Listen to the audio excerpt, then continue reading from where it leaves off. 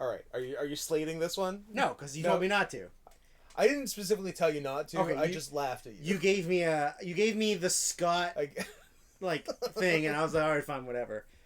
I like that. That's the Scott thing. Yeah. I like that. It's an eye roll and laughing at you. Yeah. So, welcome. Hey, I'm Scott. That's Drew. Welcome, ladies and gentlemen. Are we gonna do like slightly more professional, where we like say our names and shit at the beginning and like play a theme? We're not. There's no. Do you want me to delete this and start again? I do not. No. I'm deleting it. We're starting again. No, I like working shit out. All right, fine. Yeah, we can figure that out for sure. This should have been an off-air conversation, but you know what? With the amount of podcasts we're recording now, there are no more off-air conversations. All conversations are to be conducted on air. All right, fine. New rules. Bill Maher, new rule. Yeah. I agree with him on almost everything, but I find him extremely dislikable. There are some things I definitely strongly agree with him on. I'm very down with an extremely left-wing guy who also hates Muslims. Yeah. It's a good vibe. Yeah, for sure. So welcome everyone to episode 1 of season 3 part B. Yes. Season 3B. Not confusing. Not at all. Very, very straightforward. Just look at the titles.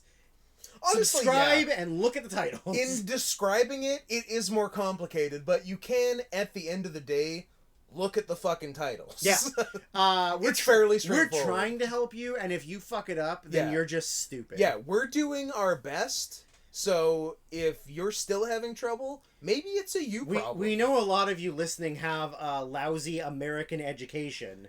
And probably can't read. And I'm doing Matt Foley air quotes, have special needs and don't smell good. And But anyways, this is the first episode of WWF's In Your House pay-per-view spectaculars, specials. Welcome everyone. Kiss your moms for me, especially if they're hot. If you don't, we will. I'll kiss your mom. I'll kiss the shit out of your mom. God, I'll kiss your dad. Yeah. And your dog. And your cat. And I'm just going to stick with moms. I'm gonna kiss your whole extended family and pets. Listen, everyone on the internet, no one cares about your baby or your cats. I care greatly about your dogs and your hot moms. You should send me. You started so strong and then just fell off the rails. Obviously, no one cares about your baby. You should send your baby's me stupid. Pictures but then of your hot mom. Then you lost me on nobody cares about your cat. Fine, what are you talking about? I don't care about your cat. But even that's wrong. Scott cares about your cat. I'm going to incept. I'm going to incept you. Into getting excited about cat pictures. Sometimes I do, sometimes I don't. It really depends. Have you seen the one of mine in a pizza box? I have seen a picture of yours in a pizza box. That one was pretty good. That was a good one. I mostly just want people to send me pictures of their moms. Send me pictures of your hot mom. At the end of the day, it's mom heavy. No more wife pictures. Now I just want mom pictures. Yeah, that's the new move, guys. Yeah. But honestly, thanks for the nude and almost nude wife stuff. Yeah. That's pretty cool. That is pretty rad. That's pretty fucking baller. Respect. So we're starting off with... Did you listen to our new episode last week? You should have. Earlier... Oh, yeah, last week. Yeah, last week. Yeah. Did you listen to last week where we told you there was going to be a secret code? Yeah. Did you get the first clue in the secret code? Now you're going to... Because the next one's coming at the end of this episode. That is correct. So, we are in Syracuse, New York. We are. In Your House 1. Yep. May... I wish I had it ready. Well, luckily I have it ready. So May 14th. 5/14/95. 1995. A good year. What were you doing? 1995. I was being 9. A baby? I was 9 years old. It was May. It was just after my 9th birthday. Mm-hmm. I was looking forward to my 13th birthday at the time. Couldn't tell you what I was doing. Probably being a little fag. How you've grown. Baseball. Into a big fag. I was probably playing baseball at the time. We're talking baseball. No, we're talking softball. Oh, we're talking softball. Yeah. No, baseball. And was probably too obsessed with wrestling. Mm-hmm. And it's a good thing you've gotten over that and are not doing a podcast about it now. But this is the stuff I was obsessed with then. It's true. Don't try and get me to do a podcast about now. Oh my god. That would Can be the you worst. even imagine that doing a podcast on current WWE? No thanks. Wow. I would rather Wow. I would rather get AIDS of the syphilis of the eye. Big yikes. Big yikes. Miss me with that gay Big shit. Big Daddy Yum Yum. That's where it's at. I would do a podcast on him. Good visual gags. Good visuals. Visual good gags. Guys, if you haven't, please look up Big Daddy Yum Yum getting chopped by Satoshi Kojima, and thank us later. It'll spin your world right round. It'll spin you right round, hey, baby. Meat spin, still a thing? Gotta be. Look it up. Hey, Drew, look it up at the computer that's in your bedroom now, and is absolutely changed your life. Game changer, baby. I don't know. I was saying, I don't know how you functioned before. Like, you had to go to the kitchen to use the computer. That's crazy. Meat spin? No! No more meat spin? Or was it Flash? It might have been Flash. Shit. Fuck. R.I.P. Meat Spin. Guys, Meat Spin wide open. Get on it. Someone buy it up. Get on new Meat Spin. Man, that really, really sucks. I know. That was like the... Whoa! Oh. That's not what that was. Oh my god, what is happening? Oh, you got... Oh, guy. Well, here's the thing. Alright, I'm out. Okay, so traditional meat spin seems to be gone, but if you go to where meat spin was, you do seem to get a virus. Yeah. So this is a computer virus. Dr. Toboggan. Mantis Toboggan. R.I.P. baby. All right. Anyways. Very sad. Where are we going before we went to meat spin? We're going in your house. We're in my house. Yep. Yeah, we are in my house. This is the house. We watched in your house, in my house. This is the house you won. This is the house that I built. Somebody's kids better look out. Because as much as that movie was bad, there was child murder, and I am all for that in movies. Oh, yeah, and real life. Yeah, that was very cool. Oh, can I see it from here? No, I can't. That's a shame. Anywho, so we started out with good old promo setting up the fact that this was the first in your house video package with, I don't know if you noticed it, and I didn't mention to you as we were watching it, but it had some really lame Diesel like commentary of like, you're coming to my house. Yeah. Well, in my house, I'm gonna kick your butt. How many times can I say house? Yeah, it was pretty fucking lame. Yeah. So this is the beginning of WWF monthly pay-per-views. Yes. Because up to this, it was the big five. Right? Yeah. So we get the nice intro to the show. Then we get the live introductions with Vince McMahon and Handsome Doc Hendricks. Yep. Which, of course, I will do another visual gag of Handsome Doc Hendricks. Because the sweeping the chin thing. It's a very good move. He's also Why can't he just be fucking Michael Hayes? Names. Gotta own them. Gotta own him. So can't use the name I don't own. So dumb. It's very dumb. Doc Hendricks. Doc. D-O-K. Handsome Doc Hendricks. Absolutely. On commentary with Vincent Kennedy McMahon, who he also refers to as Vinnie Mac, which I can't imagine he's super happy about being called on commentary. No. But he probably lets it slide because of who it is. Yeah. So the opener is right off the bat. They open with a great match. It's the best match on the show, and downhill from there. But you know what? It's not as bad of a show as I thought it would be. It's not bad. There's only 2 bad matches. I have never seen this show in full before. Have you? Well, we would have had an illegal black box at the time. Yeah. So if maybe I saw it. Because I didn't watch live pay-per-views until Mania 96. So we've got almost a year until that.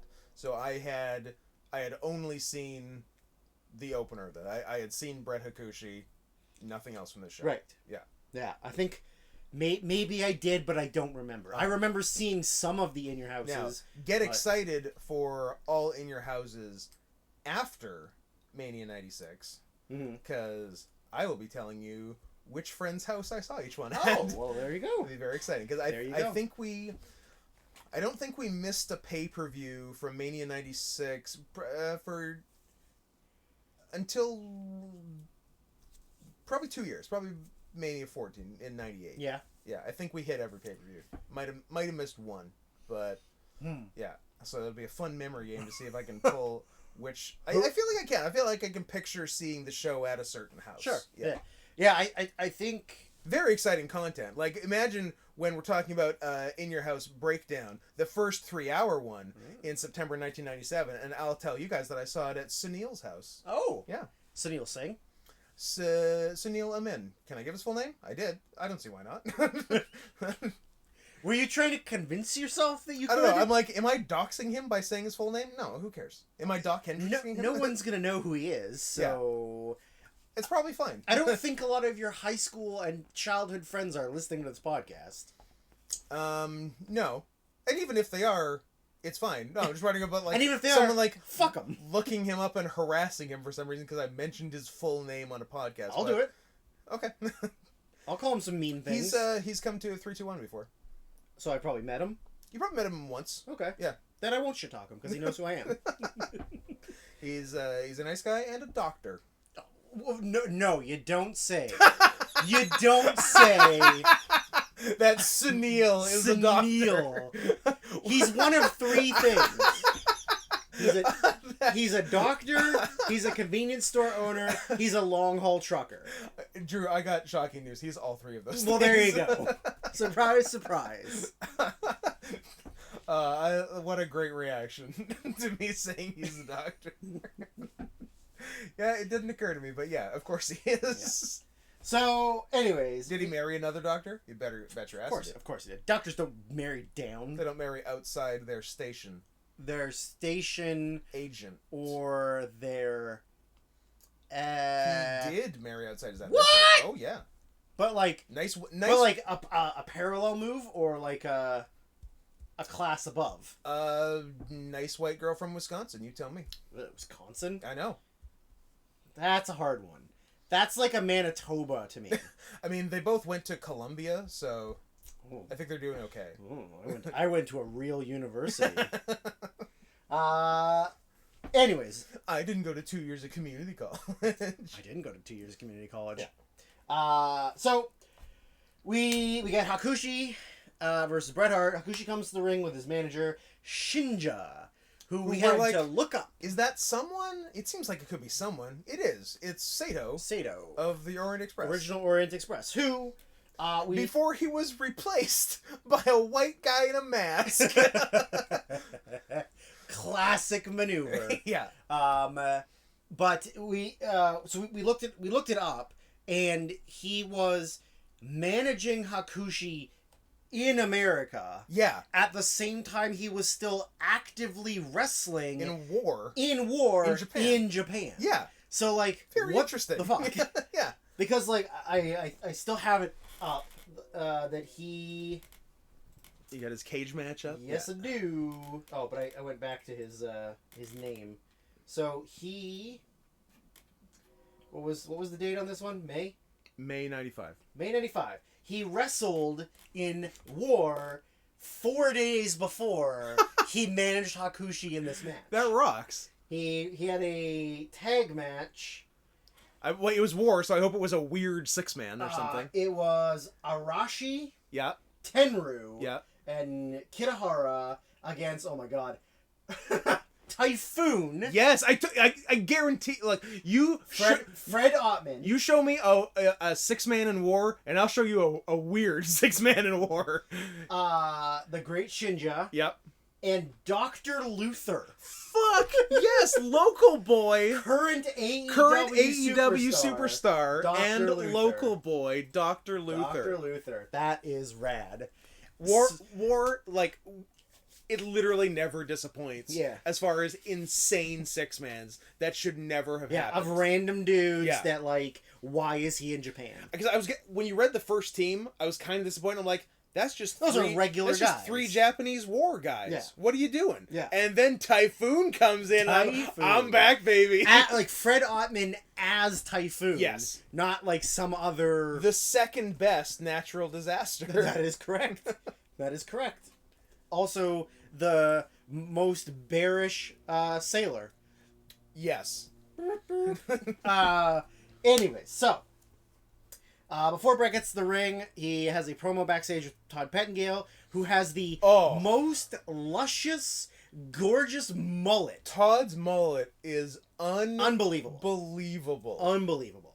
Like, perfectly... If he carved from marble. If he stands facing you dead on... You see nothing. He has a short haircut. He's got a regular, average Joe haircut. But 1 degree... turn and you're like, oh my Look at god, that flow. What is that Kentucky waterfall? Is he from Kentucky? No, he seems northern. He's probably a New Yorker, I bet. Yeah. So yeah, Brett cuts a promo that's pretty bad because Brett's not great at promos, especially when he's... Except in 1997 when he's great. Yeah, that's because he's angry already. Yeah, because when he's pretending to be a nice guy, not so much. So we get like a pretty decent back and forth standard grappling and wrestling stuff. It's good. But then it leads to a really funny looking tope by Brett to Shinja on the outside. Yeah, Shinja interfered a few times, and Brett's like, "Fuck this." Yeah, and it was like a side tope. So like as he came through the ropes, he like turned. Yeah, so he turned his body 90 degrees. It turns into a cross body. But like, almost. Does he not know he's a wrestler? Don't know. Maybe an active wrestler. Maybe that he wrestled 4 days ago. Yeah, maybe they didn't smarten Brett up that he's Sato. I guess not. Then Hakushi does like a weird, like usually when you do whip, drop down, leapfrog, the guy who drops down is the one that gets up and does the drop guy kick. Who's stationary does the drop kick. The guy running doesn't. This However, was the other way around. Yeah, it was like Brett whips Hakushi. Hakushi jumps over Brett's drop down, hits the ropes, and then Hakushi does a running drop kick. Yeah, like Brett stands to up a standing and Brett. Eats a running drop kick. Very odd. It was very odd. Yeah. Then we get the what we think was a very early version, like maybe as far as we can remember, the earliest of the suplex close to the ropes. Guy goes all the way over the top to the floor, and the other guy continues over with him. Your back is to the ropes. You suplex the guy out, and you backflip over with him. Like I'm thinking they were not doing a lot of that in '95 WWF. Well, but my next note that I've written down was like written down. Nice. I feel like Hakushi, like, kind of ahead of his time as far as WWF wrestling. For sure. Because there would have been, like, you know, the cruiserweighty style guys like you would see in Mexico that maybe would do stuff in East, like Ray and Psychosis in ECW or, you know, but yeah, like he's doing a lot of like high flying stuff. He probably did the first Asai moonsault. Yeah, probably for sure. Yeah, for sure. Because Waltman didn't do Asai's. No. So he's probably first for sure. But yeah, so he was doing a lot of like really cool stuff that you would see like all the time, like in 2 years from then. Yeah. But like right at this very moment, he's like, you're like, oh, but the weird thing is like the crowd isn't as impressed with it as they should be. Yeah. Like there is some, but it's not like holy shit, this guy's doing. You see a lot of that in early mid 90s and even some 80s, where wrestlers are so ahead of their time, it works against them because the crowd doesn't even understand what just happened. I distinctly remember Scorpio in 92. Too Cold? WCW. He did that like slingshot 450. Yes. And to zero reaction. Yeah. Because everyone's like, wait, what? What happened? What happened? What's he doing? It's not fair. His butt's higher. Yeah. So like no applause, no like silence. no oohs and ahs. Yeah. Whereas because it was so ahead of its time. Yeah.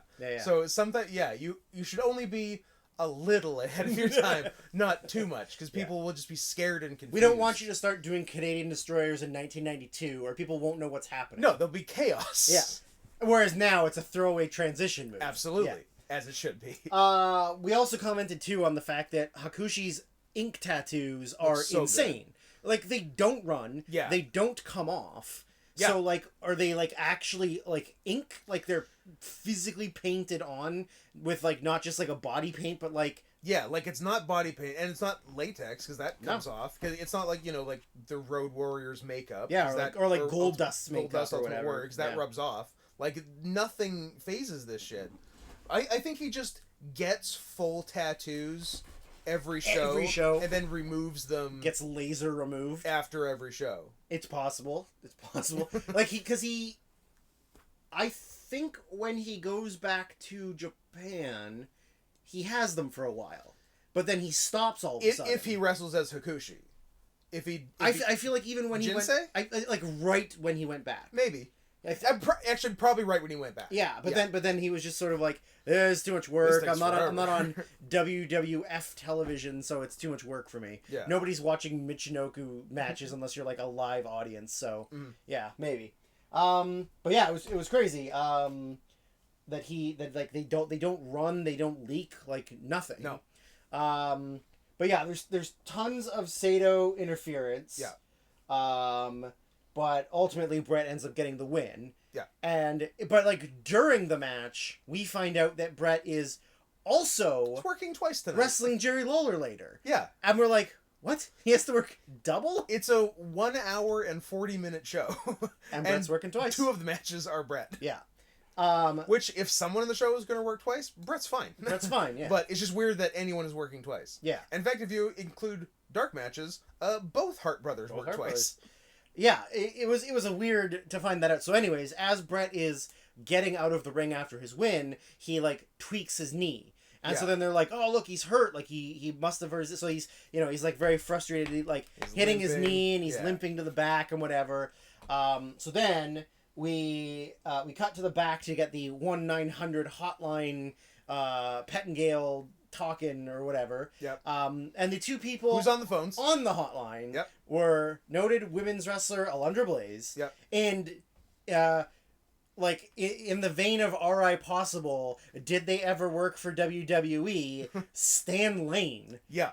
Noted white guy karate master Stan Lane. Who both of them with the exact same haircut. It was great. Yeah. Blonde, short, shaggy. They both had a beautiful, like, short blonde haircut. Yeah. Real weird. But also, like, how disappointing. Like, obviously, I mean, I would never have called the hotline when I was a kid, but, like, is it even legit or is it just a work?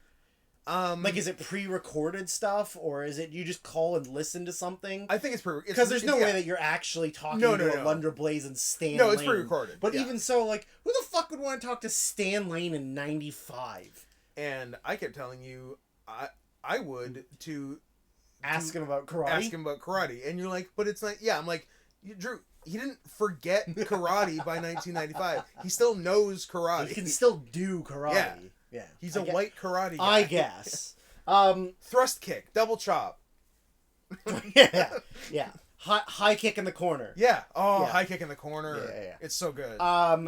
So as this is happening, Jerry Lawler rushes in and is like, super excited about like, Brett's hurt. Let's do it now. Brett's hurt. Like, let's go. Come on, let's do my match now. I'm ready. So like he scurries off or whatever. Yeah.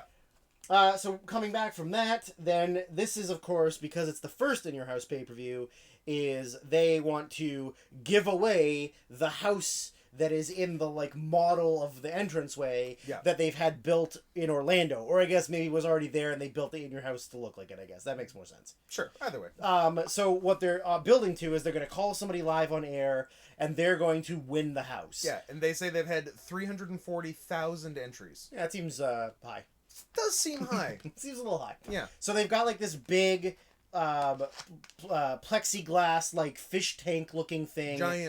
Giant tub just full of letters. Yeah. And they show a promo package for the house and it's in Orlando and blah blah blah. And then I just wrote down Stephanie who? Because they said, oh, Stephanie blah blah blah is going to tell us about the... forget her last name, but... McMahon. It is not Stephanie McMahon. Oh. Also because she was a child then. Whatever. Yeah, she had only just been fucked by Randy Savage. I was just about to say that. Yeah. Only a year or two prior when she was 12. Mm-hmm. I like the way Randy operates. He's a cool guy. Yeah. Cool guy. Randy Savage, Armie Hammer, 2 cool guys. Anyways, shout out to a real one, Randy Savage.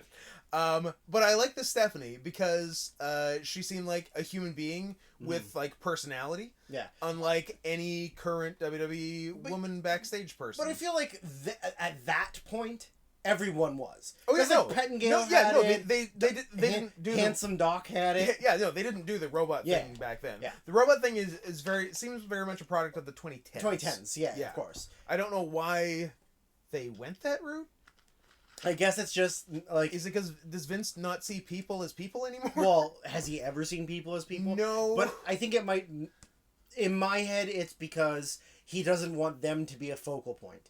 That maybe people like, you know, like Renee. Because Renee was kind of like her own thing. But honestly, were they drawing too much focus? Like, was it a big issue? Scott, you're a fucking ref. That's all you need. You know what? I take it back. Yeah. So yeah, they do the promo and they start talking about how they're gonna pull the draw later and whatever. So the next match we got Double J Jeff Jarrett and the Roadie in a handicap match against Razor Ramon. Razor Ramon is my favorite wrestler.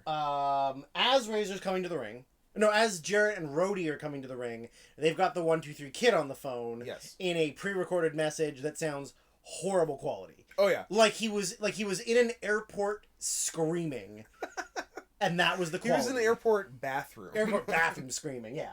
So, Roadie and Double J come to the ring.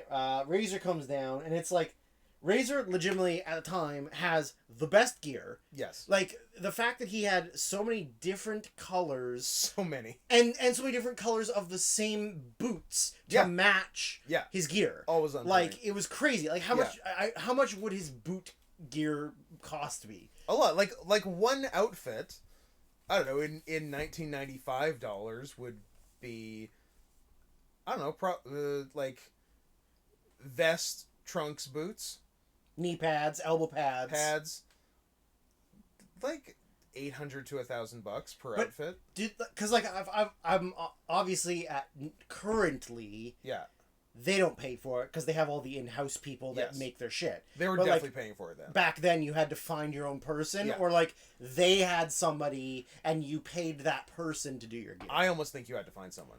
Interesting. Yeah. I guess true because nobody's gear looked the same. Yeah. Whereas now you can tell it's all made by the same like 5 people. Yeah. But yeah, I mean the fact that he was constantly buying gear. Yeah. Because like purple, green, yellow, red. Like then they had a bunch of the ones that the back half was black and the front half was something. Yeah. Like and then like inverse ones. Like it was crazy how many pairs of gear he had. Yeah. But also like all of the vests he wore were like the douchiest, scummiest, ugliest vests, yet somehow Razor made them fucking cool. Totally worked. Like super cool. Totally worked. And like it was just like he's like super greased up, super tan. Yeah. Like a hairy man with ugly vests and a big ass chin. He's a guy named Scott Hall playing a Cuban. And it's working. And it's perfectly booked. And it's working. Yeah, absolutely. So yeah, the match is like is really really good when Jarrett and Razor are in it. Yeah. When the Roadie's in, it's okay, but you can tell he's still super green. Yeah. Because we looked it up. So the Roadie obviously is the Road Dogg Jesse James. Yeah. You know, later Attitude Era stuff and further. But we looked it up. So he'd only been wrestling for a couple years. Yeah, for 4 years. He did like WCW jobs. WCW jobs and then like a little bit of television and then he did Smoky Mountain. But by the time he came to WWF, like this was the first actual match he had. Second actual match he had. Yeah. On for WWF. He'd been doing the managing stuff and the roadie stuff. Yeah, Jarrett's non-wrestling manager for several months. But then he became an actual wrestler. Yeah. But like he's still pretty green. He's still got good charisma. Yeah. And like you can tell he's going to be the Road Dogg down the line, but he's in garbage shape. Yeah, he's in bad shape. He's legitimately living the gimmick. Yeah. He's like pudgy. He has like no arms, no discernible muscle definition, baggy clothes, sweatpants. Sweatpants, but have been altered to look like pants. Custom sweatpants. Yeah, yeah. Don't get me wrong. Yeah, he doesn't fuck around. Yeah. But like for a handicap match, which almost always sucks, not a bad one. Well, I mean, like Razor got a lot of good offense in. You know, he beat them both up, and then when they came in to do offense, it was a lot of, you know, Jarrett would do good stuff. Yeah. Rhodey would come in and do like funny, flashy stuff. It's easy to forget that Jeff Jarrett's good at wrestling. Jeff Jarrett's awesome at wrestling. Yeah. It's just that it's too bad he went down a dark path. He likes dumb stuff. In terms of bad wrestling. He got influenced by a daddy. Yeah. And daddy liked dumb stuff. Daddy being Vince Russo. Yeah, not his actual daddy, Jerry Jarrett. Jerry Jarrett. Although who was a better influence. Except for the fact that he recommended Vladimir Kozlov to the WWF. You can't win them all. Or WWE. So, but anyways, yeah, Jarrett's a great worker. He's just annoying. Yeah. He likes the fuck around. He likes stupid things. But like bumping, agility, like, you know, timing, safety in the ring. Totally. Like he's an excellent worker. I would like work Jarrett any day of the week. You were not getting hurt working not Jeff at all. Jarrett. Like I can't even think of one dangerous thing Jeff Jarrett's ever done. Like even guitar shots in later WCW, like it's not like he was just willy-nilly swinging those things around. Yeah. It was like spin them till they're in the perfect position, two hands, wham. Yeah. Like, yeah, Jarrett's a great worker. And also, like, Razor's a fucking incredible worker. Man. Scott Hall is so good. Is the most, maybe the most underrated wrestler of all time. Yeah. Because unfortunately he had, you know, his popularity when he was peaking was when the alcohol kicked in. Severe alcohol. And when the alcohol kicked in was when he started to have issues with his wife. Yeah. And that just took him completely down. Yeah. But like, nobody has ever had more potential, maybe ever, than Scott Hall. He's big. He's in incredible shape. Yeah. He's athletic. He's agile, and he's like strong as fuck. Yeah. Because he got Jarrett up for the Razor's Edge, and Jarrett did not help him at all. He did not. And he got him up. He had to like balance him on his shoulder. He had to get him up. Yeah. Like he's an amazing worker. Like really did not appreciate him enough back then. Yeah, you know, you awesome. only appreciate him when you're older and you see old stuff. But like, yeah, fuck, even just like random pay-per-view matches. Yeah. Like. I'm looking forward to more Razor. I'm looking forward to more Razor, absolutely. And like, you know what? Even more Jarrett, because the next pay-per-view has the best Jarrett match. So the next pay-per-view is literally Jarrett's best WWF match for sure. So, anyways, yeah. So it's really good. They work over Razor's knee a lot, and then Razor ends up. So Razor ends up winning. But after the match, Jarrett gets him down, goes for the figure four, and you 1,000. Well, you mostly called the finish. Sort of. I said clunking heads. Yeah, roll you said it starts the figure four. Razor boots him in the butt. He knocks the roadie off the apron. Roll up. But you were thinking in current terms, where it's dumb thing roll up.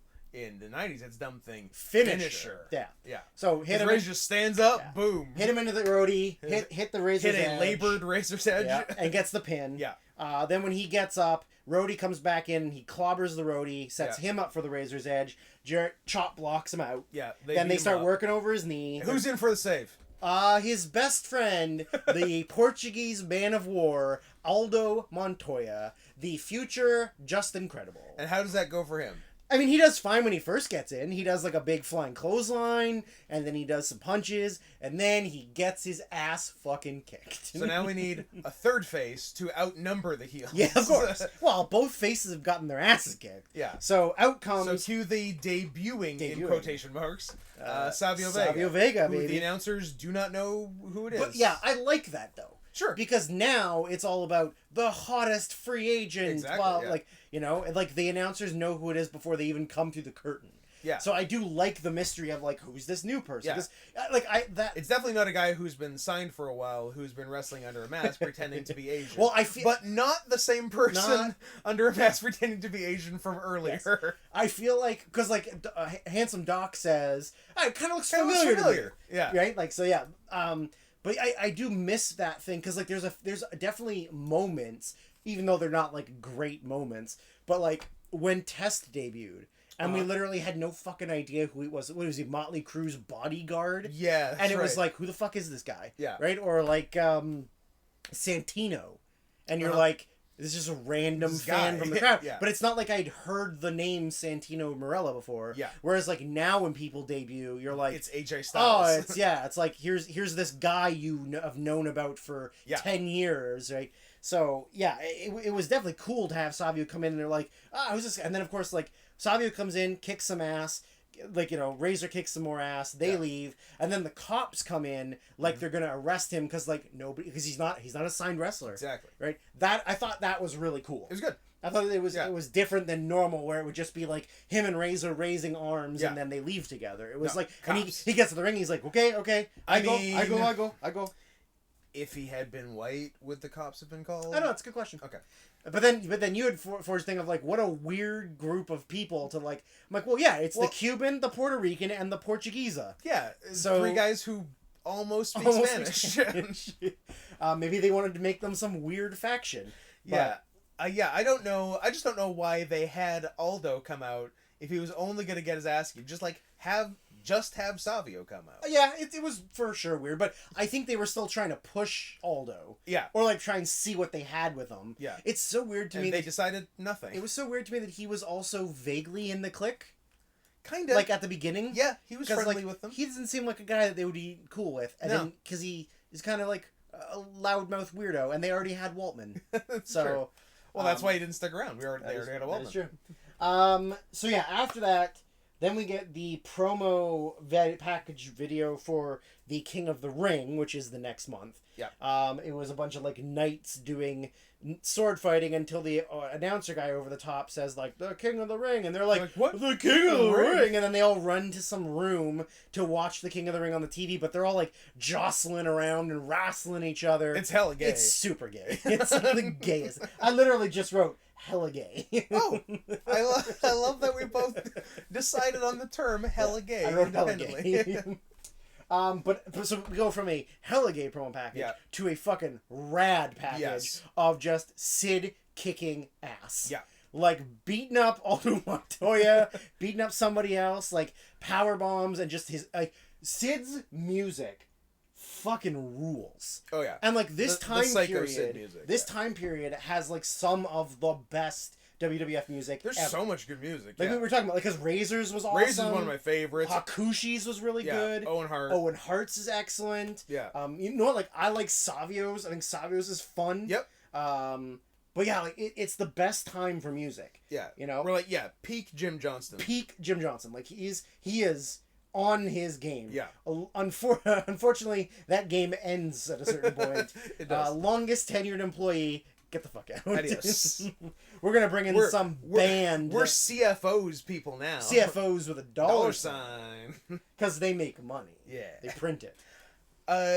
It seemed like Sid had not been there that long. How long had he been on this run for?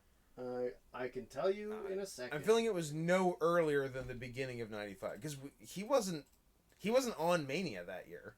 So maybe it's even more recently than that. It looks like where's Mr. Udy? Mr. Udy. It would appear that his first match back, because he did 2 dark matches. Yeah. But his first match back, are we talking about TV or just in general? Televised. Well, now I gotta go back up. And, he did a lot of house shows. Lot of house shows. And then also something that was like some kind of tour. Wow, not a lot. Wow. So in your maybe, but why did it change to Psycho Sid? Maybe it's just Sid. It's just Sid. There you go. So Superstars on April 25th. Okay, so post Mania. So he beat up Aldo Montoya. So that was the highlight package. Yep. Then This in Your House. Oh wow. So he literally came back. Title match with Diesel. Boom, right into the title picture. I mean, he is big, and why wouldn't you? And so then he is there until December, and then out of there. And then back in the next July. But then he's... to replace Warrior. But then he's back as Psycho Sid. Yeah. So he's not Psycho Sid here. It just has him listed as Sid. So he's not Psycho Sid until 96. Yeah. Interesting. And then he comes back. He comes back in July. Yeah.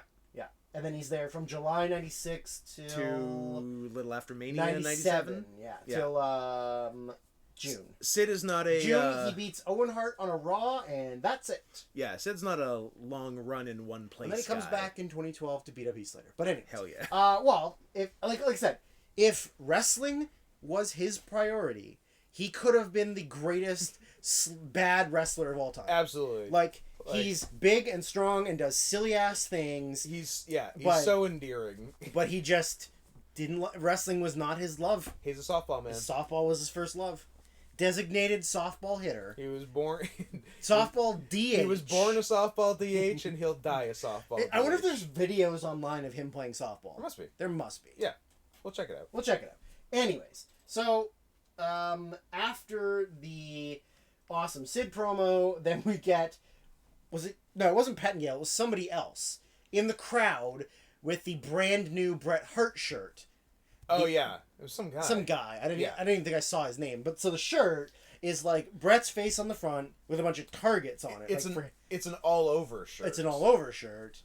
Which is pretty exciting. Printing... Because there's printing not on the front, but also on the back and on the sleeves. So he's holding it up and showing it, and he goes, "This is a one-size-fits-all." And we're like, what? And we're like, huh?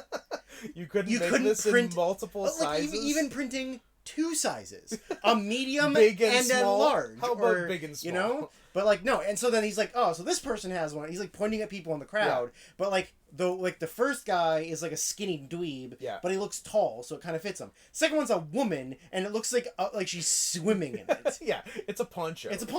But like, it's what a weird thing. Like, okay, you want this Bret shirt? Okay, you can only buy it in an XL. So yeah, it's such a weird thing to do.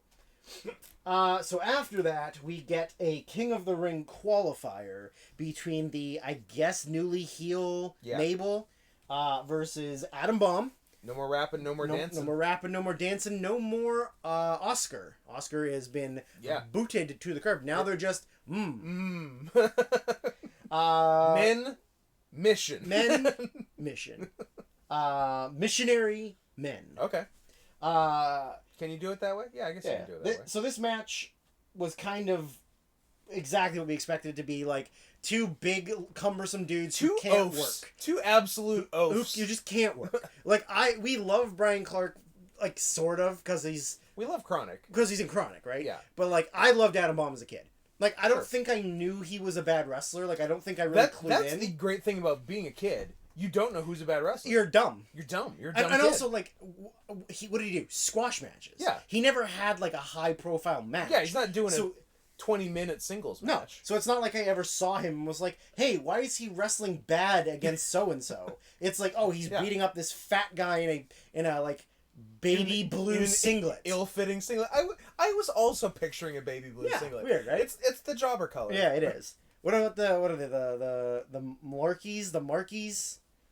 Mulkeys. The Mulkeys. Yeah. They wore blue singlets sometimes, didn't they? Yeah. Bill and Randy. Ultimate jobbers. Yep. But yeah, so the only 2 things were there was a really stupid looking flying shoulder tackle to the back of Mabel. Oh, he barely that sent made him it. through the second rope. Yeah. But it was like Oh no, sorry, I'm not thinking. I was thinking of the slingshot.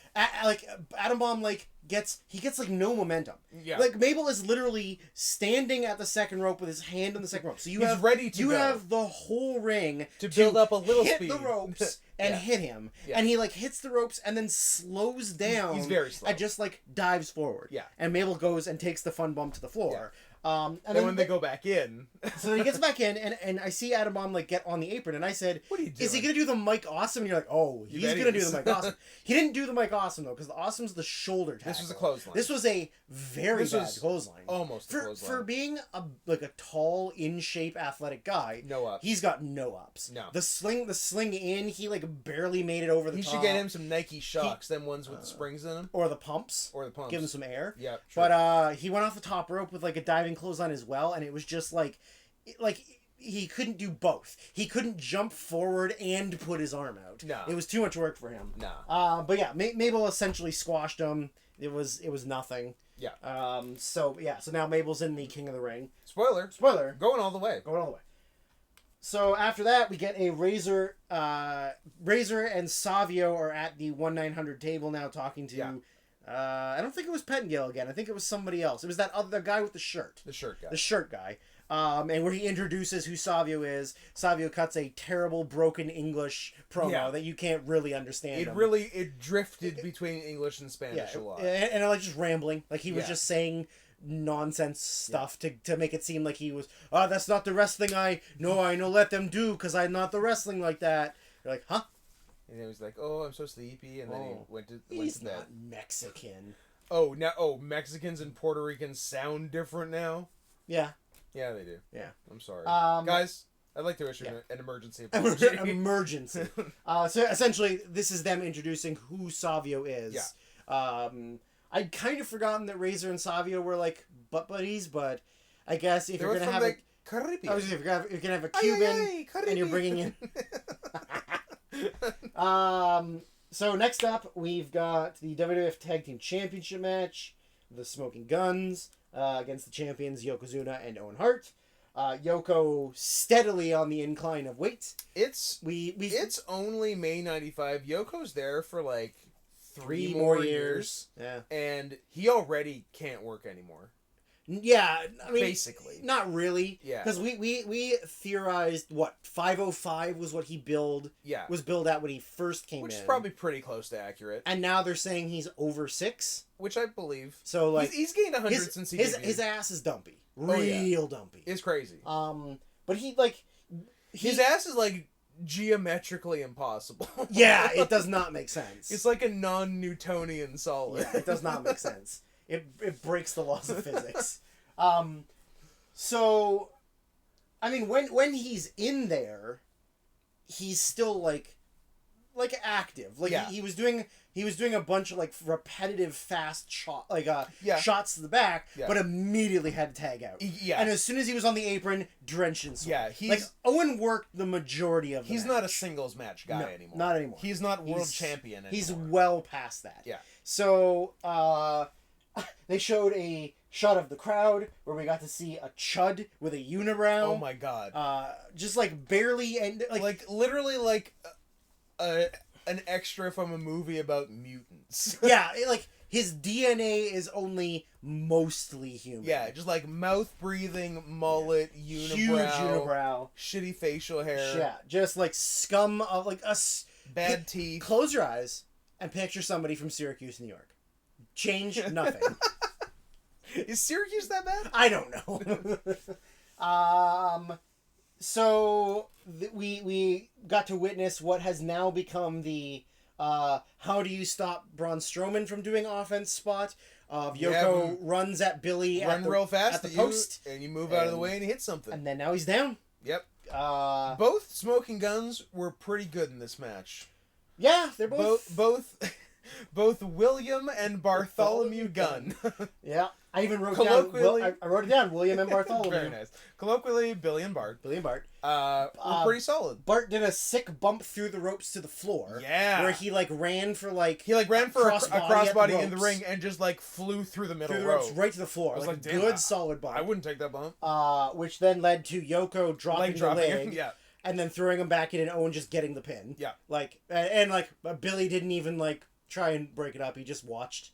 Well, that's because Billy's a piece of shit. Well, it's because they're not real brothers. Oh. I hate to spoil it for you. They're not real brothers. I like Billy with long hair and a mustache is interesting. Yeah, I think so.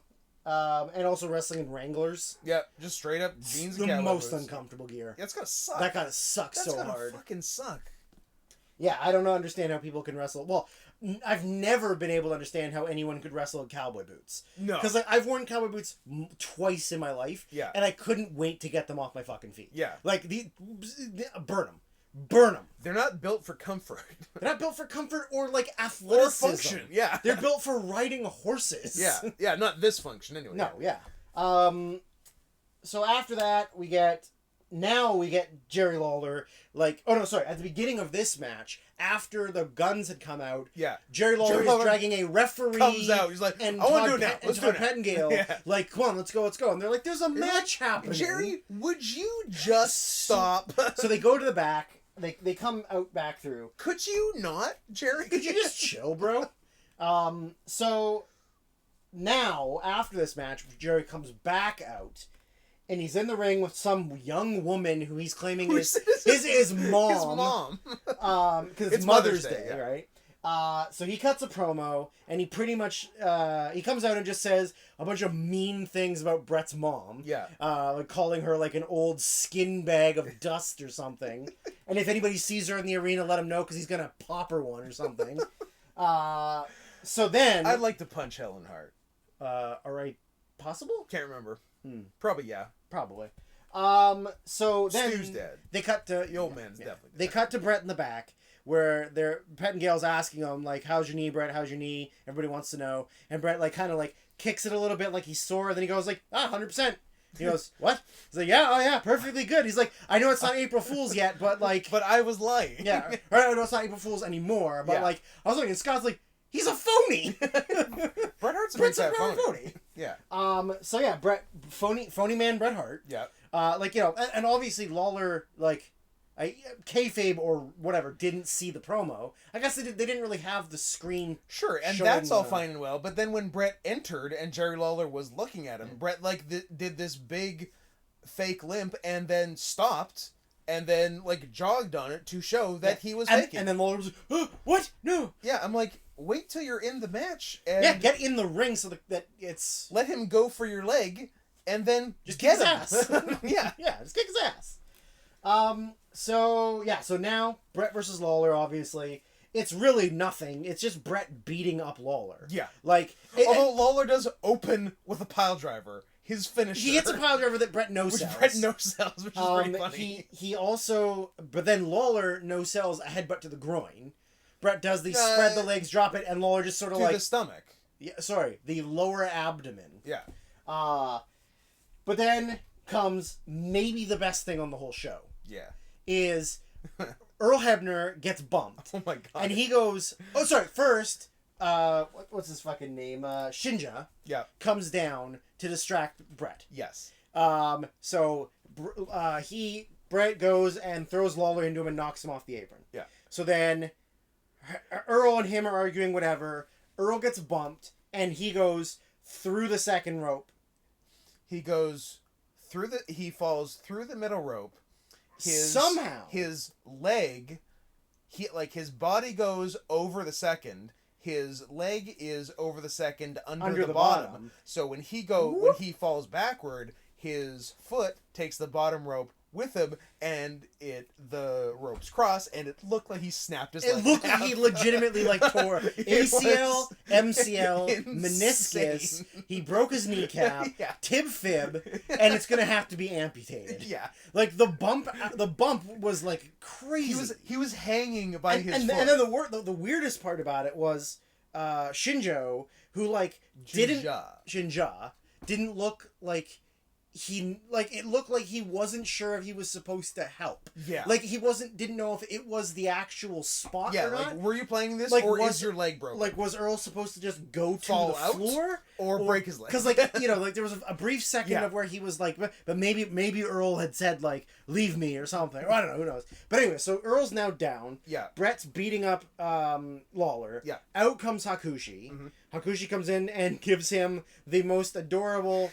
Bret's way too far away making the pin. Yeah, he's like 7/8 across the ring. Hakushi goes to the farthest away corner. Yeah. Does a big leap and then realizes he can't do anything. Yeah. So he just comes down with a hands together slap to the back. Yeah. To break up the pin. Then they get him up. They beat up Bret a little bit. Lawler puts him into position. So then the comment, I think Handsome Doc says, well, the ref can't see him. The ref's incapacitated. Yeah. Until Hakushi goes through the ropes where Earl's hanging to go to the top rope. What are you gonna do? Hits one headbutt. Yeah. Then, as he gets himself back in the ring, Hakushi's going to the other corner, yeah. and Earl gets in and is like, "Oh, I have to pretend like I'm looking at this way so that my head's not towards where the action's happening." Earl did not expect Hakushi to do a second diving headbutt. So Hakushi does the second headbutt.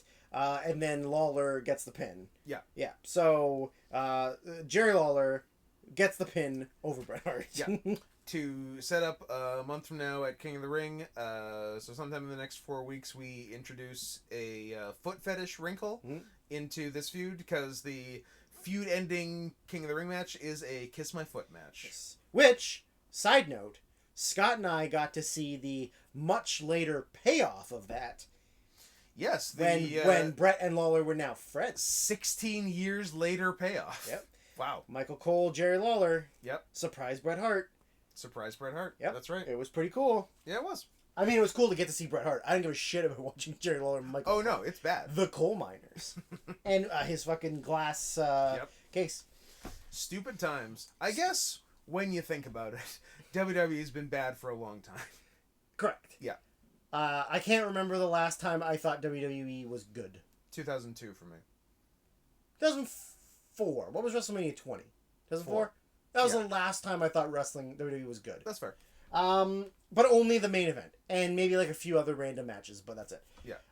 So now we get another Sid promo. This one is a very close punch-in of Sid's face. Yes. Not so profile, but he's looking at the camera out of the corner of his eye. Yeah, with his head profile. tilted up while he's just aggressively talking about whatever. Yeah, with his huge mouth. Sid is an ugly man. Yeah. Very ugly. Not as ugly as the team of MSK in NXT. I will go on record that they are the ugliest team in wrestling. One of them's very ugly. They're both ugly. And the other one's ugly. Yeah. Yeah. So both real good wrestlers. Yeah. Shout out. I enjoy your matches. One's better than the other one. One's better than the other one. Yeah. Not naming names. Not naming names. But also because I can't name names, because I can't remember which one is Nash Carter and which one is Wes Lee. Nash Carter is Wentz. Okay, that's and what I thought. And Wesley is Dez. But yeah, like, shout out to getting signed to WWE, obviously on your merits and not on your looks. So after the Sid promo, we get the In Your House giveaway. Yep. So they run down the house again. They show pictures of it, whatever. Pettingale and that random Stephanie girl. He throws Stephanie into the tub. I don't think he throws her in. She climbs in. Yeah. And she's sort of like, she has like they have rakes. Yep. And they're like, they take the old, I don't remember what the artist's name is. The husband. Francisco Goya. Goya, that's the one. It's not. What are we talking about? You know, the old couple American Gothic? American Gothic, but who's the... Claude Monet. Sure. It's Pablo Picasso. Who did do American Gothic? It's not Homer. Simpson? Yeah, it's not Homer Simpson. No, it's not Winslow Homer. Is it, Shit, I feel like I've seen this question on Jeopardy 72 times and still can't answer it. I don't know the name, so... I will... Grant Wood. Yeah, okay. I don't know who Grant Wood is. I should have known that. Anyway. I'm not really cultured, so... So they you know, they do like a silly like pose with the rakes, whatever. Yeah. Then they're like raking all the winners so that they kind of mix it and whatever. Yeah. Then she gets in, she picks one. Pettingale's like, all right, we're gonna call him live and give away the TV, the giveaway the house. Like, yep. So number one, number one. Don't you think, even if this is like kayfabed, don't you think you would, I don't know, contact the person before just to make sure? Like, yeah, sure, you ruined the surprise, but you know what you could do? You could call them, record it, and just play the recording. But I feel like they did. Did they do the house giveaway or some? They do like $1 million giveaway or something like a Survivor Series. That calling is more. That's the worst one. That's what I thought. This one was. So did I. Yeah. This one wasn't bad. Although when they did call, they got the please hang up and try your call again. Pettingale dialed the wrong number. Dialed wrong. But also, he's dialing it while holding the card and the microphone. He's got too much. And he's just like pushing with one finger, like too much. But I feel like Yeah, the other one goes worse. Yeah. But, like, you could have just called and recorded it and played the recording. Yeah. Like, yeah, because so many things could have gone wrong. So many. Anyway, so they finally get a hold of the person. They freak out. It's Henderson, Nevada. Yeah.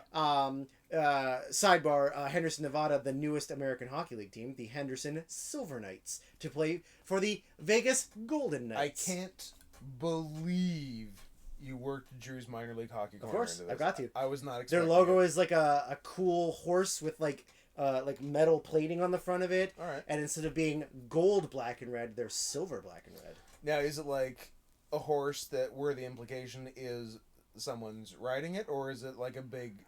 No, it's like a war horse. Oh, like it's a battle horse. Okay, I was gonna say, or is it like a big, jacked, like anthropomorphic horse? No, huh. It's like a horse that's got metal on it, but doesn't need a human to ride it. It just runs into battle and is like fucking kicking. And... It's like a pre-tank.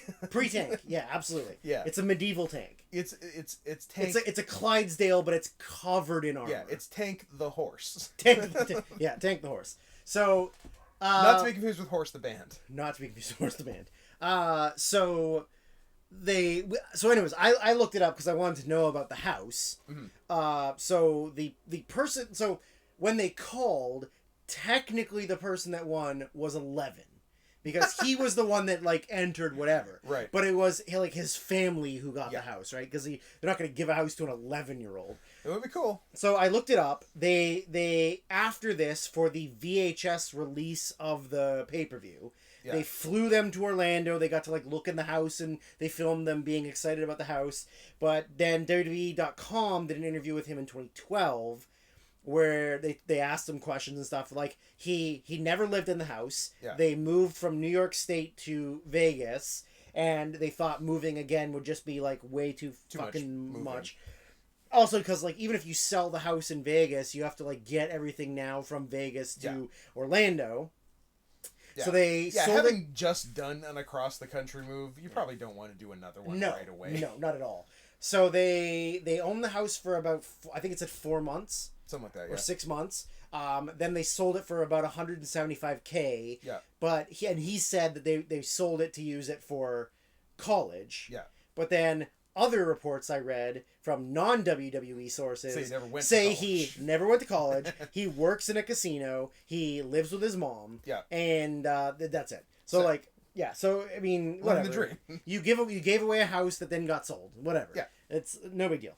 So, now we are on to the main event, which we thought would suck, and it was whatever.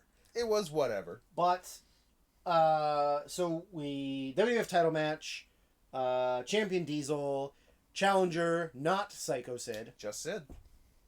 So during the promo package earlier, they had shown Sid and stuff like not wearing black, which we thought was weird. Yeah, I figured by 95 he was like just black. Sid Justice blue. Blue, yeah.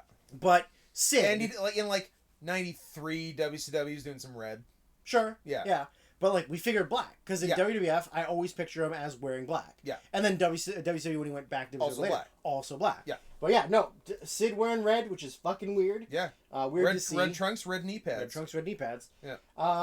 We commented on Kevin Nash's pillowy forearms. Oh. How Kevin throws... The lightest strikes you've ever seen. The worst strikes. Like, for a man that size, you think he'd work a little snugger, but... Like... Shout out to being safe, but come on. Yeah. I mean, like, his forearms are really soft and weak. His big knees in the corner, I feel like he barely touches them. Yeah. He did, however, do, like, a really big... Sort of a stinger splash. Stinger splash type thing in the corner and almost flew over the top rope. Yeah. And we're like, oh, yeah, he played basketball and he's tall and his quads work. And his legs still work. Yeah. Yeah. So, yeah, that was a pretty big thing. Yeah. Nash took a really hard fall to the floor. Yep. Which did not look comfortable for him. Not at all.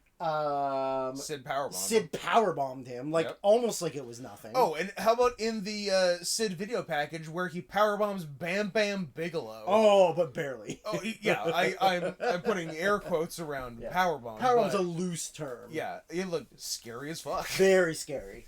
Hey guys, don't powerbomb Bam Bam Bigelow. I mean, I feel like Bam Bam's athletic enough, but he's super athletic. Gotta, but he's also 380 pounds. It's also Sid, who's not exactly the most like coordinated or strong guy. Like he like you got to really like get him up, because even when he gets guys up, a lot of times he just like gets them wherever he gets them and then slams them. Like, but Sid, I loved the Sid ones where he would get them up for the powerbomb, and then like as they're coming down, he would like hand on their chest into a pin.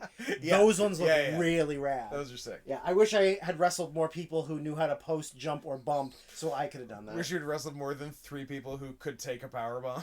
Legitimately, the only one that could take a powerbomb was Cody. Yeah. I mean, obviously Kelly, but I didn't wrestle Kelly that much. But like, yeah, Cody was the only one that could actually jump and take proper powerbombs. Yeah. And fart. Because he farted one time. Yeah, and so then it goes back to Nash comes in, Nash hits a jackknife, and then there's just a butt fuck of cavalcade match out the window, because like real live Native American Tatanka, full on heel. I'm like, what are you doing in the main event, Tatanka? Get out of here. Also, are you even Native? No. I think he might be like 1/10. I think you're giving him too much credit. I'm gonna look him up. You better. I can't even think of what a Native American name is. I feel like his name is like Chris something. Chris Chavis? Chavis, look at you. Yeah. Chris Chetty? Not Chris Chetty. He's from Pembroke, North Carolina. So if you like right there. Norcare. Apparently he's a part of the Lumbee tribe. He's not a part of shit. I don't know, man. He's Italian. I don't know, man. The internet's telling me. He's faking for attention. Personal life. He's dolazoling. Well, I don't know. Doesn't say anything about him being, but if he's part of a tribe, Scott, they don't just let anyone in. He's a liar. All right, anyways.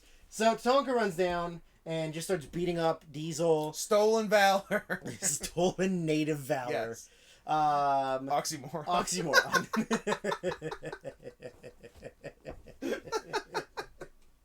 We'll have to cut that. No. I'm kidding.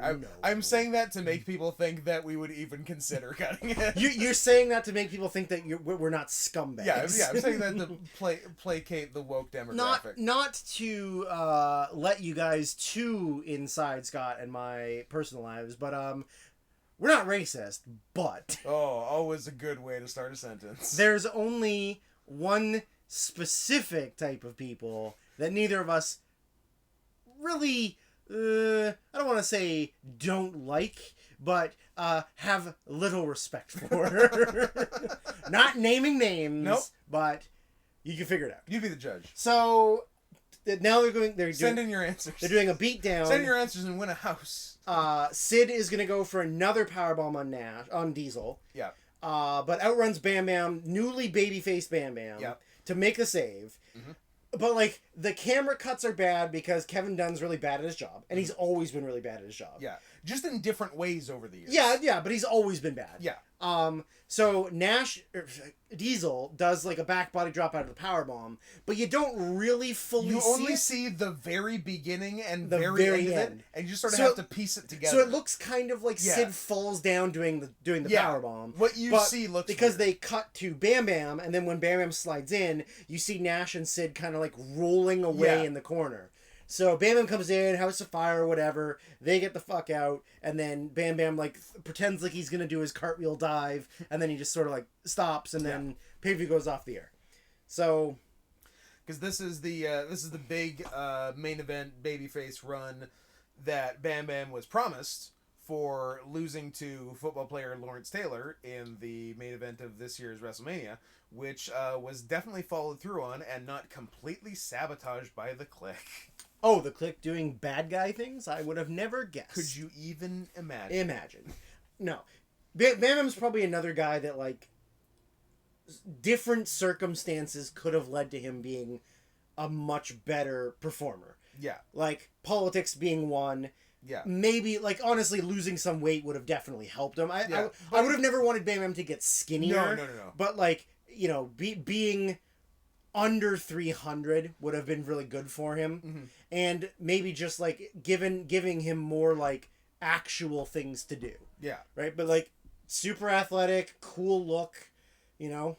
relatively safe in the ring. Yeah, no, he's good. I love Bam Bam. Saved children from a burning house and then died goddamn because hero. of it. Like, yeah, fucking good guy. But of course, I wonder what a world would have been like had, like, Shawn Michaels had his throat stepped on and, like, he couldn't politic anymore or something, you know? A very different 90s WWF. Very different very sure. different. Also, probably no WCW rise. Yeah. Because, like, Nash and Hall wouldn't have had so much, like, pull True. and stuff and... Yeah, everything's way different. It'd be interesting. Yeah. It was a real going back and correcting Hitler's mistakes. Yeah, I love your move, not the, would you go back and kill Hitler? Yeah. Would you go back and tell Hitler... No. And not to fight Russia in the winter? I just think it's an interesting concept that hypothetical. no one has thought about. Yeah. Because, like, what if a bad person... I'm not saying me. Yeah. But, like, a bad person... We're good. We're able to get time travel. Yeah. And they go back in time, and it's like... It stems from me watching too many World War II movies, dramatized movies, and also a documentary about the Tokyo Olympics in 1964. But if a bad guy went back and said to Hitler, like, hey, look, you can win this, but here's what you have to do. Yeah. Number one, don't turn heel on Stalin. Yeah. Because Russia's gonna be your downfall. Russia's gonna fuck your ass. Number two, don't team up with Japan until you've deal with Europe. Finished Europe. Yeah. Because America's a coward. They're not getting in the war. Yeah. The only reason they get in the war is because Japan and their tiny dick energy couldn't hold off another year before they did something to America. They couldn't wait. They just signed a peace treaty. Learn about edging.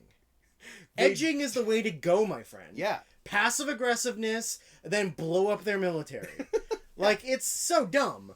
But, like, not like I want Hitler to win the war. But if a bad guy did it, then... Not us. Not us. We're cool dudes who are two dudes with attitudes.